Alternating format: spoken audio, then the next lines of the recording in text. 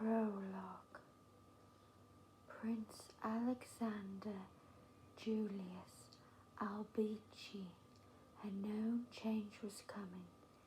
His June 27th wedding to Princess Danielle would require a return to his Mediterranean island kingdom, Aruga, for pre-wedding festivities. After the ceremony and reception, a 2-week honeymoon had been planned, and then he'd finally be free to return to Paris with his bride, where he oversaw an international environmentalist group focused on improving sustainability in fragile ecosystems. His work was his passion, and Danielle had expressed support for his work, a positive in an arranged marriage. She'd also agreed at the time of their betrothal to live wherever he chose, understanding that ultimately they'd end up in Arugu as soon as Alexander needed to step into his father's shoes and ascend the throne. But that day, replacing his father was supposed to have been years away, decades away, as his father was a strong, athletic man and a vigorous, powerful king. Or he had been up until his winter cold had lingered into early spring, a nagging cough that wouldn't clear even with antibiotics. And then, in mid-April, came the diagnosis of lung cancer, and now King Bruno Titus Alberici had been given months to live. Months. It was unthinkable, unfathomable. Alexander had never been close to his father. King Bruno might be beloved by the people, but he was cold and unforgiving behind closed doors. Yet, Alexander couldn't imagine the world without his fierce, unapologetic father. Now his father was determined to manage his death, just as he'd managed his life, without emotion or weakness. To that end, there would be no changes in palace life or protocol. Alexander's late June wedding would not be moved forward.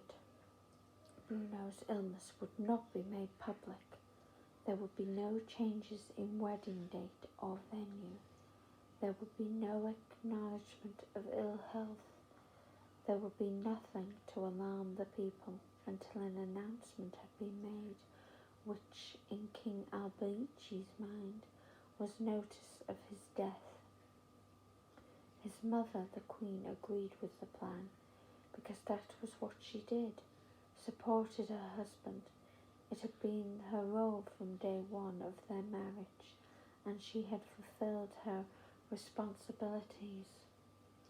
Now it was time for Alexander to fulfill his, which was to marry and have an heir so the monarchy would live on. Alexander stirred restlessly, feeling trapped in his cabin, even though it was by far the largest on the ship. He pushed open the sliding door and stepped out onto the balcony, leaning on the railing to stare blindly out at the sea. This trip had been organised by his closest friends, had been a mistake. He couldn't relax. He felt guilty on a pleasure cruise when his father was growing weaker at home.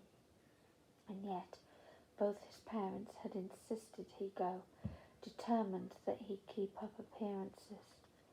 The trip was to have been a last hurrah before the wedding preparations began in earnest. Princes didn't do bachelor or stag parties, so instead Prince Alexander Alberici's best friend, Gerard, had organised a week cruising in the Aegean and Ionian seas.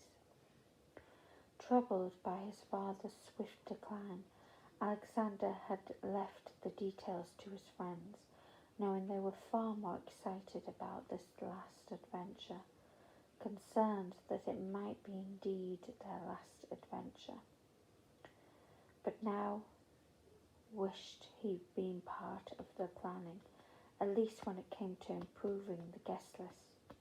The yacht itself was impressive, large, and the very definition of luxurious, with 2 different pools, a hot tub, a sports court, a disco, and a movie theatre. But the luxurious appointment couldn't make up for the fact that it was a boat and they were all trapped together. Not a problem if everyone was on good terms, but inexplicably Gerard had permitted Alexander's cousin, Damien Anton Alberici, to bring his girlfriend Claudia along. It wouldn't have been an issue if Claudia didn't also happen to be Alexander's ex-girlfriend, and their breakup 6 months earlier had been acrimonious at best. He'd been stunned and uncomfortable when he discovered Damien was now dating Claudia. But to bring her on this trip, why make it awkward for everyone?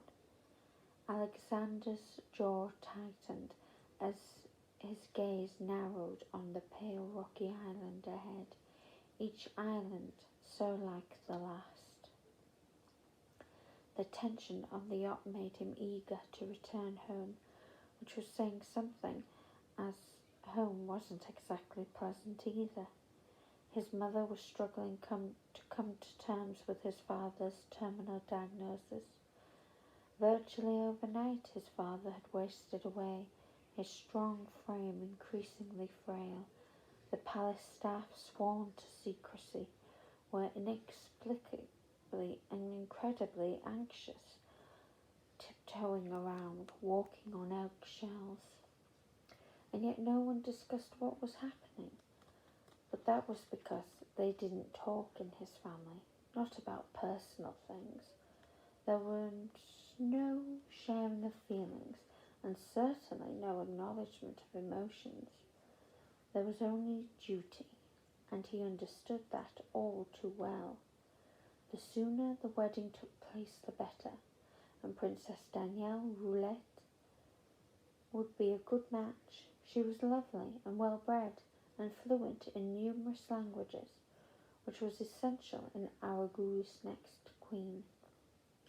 She was also sophisticated and would be a stylish princess, something he knew his people would appreciate. It was not a love match, but it would be a successful marriage, because they both understood their duties and responsibilities, and best of all, the wedding would give the people of Aragu something to celebrate, which was sorely needed when the crown would soon change hands. Now, if only he could get off his yacht and get back to his family, who did need him, despite what his parents might say or not say, because Alexander was finding nothing pleasurable in this last bachelor getaway.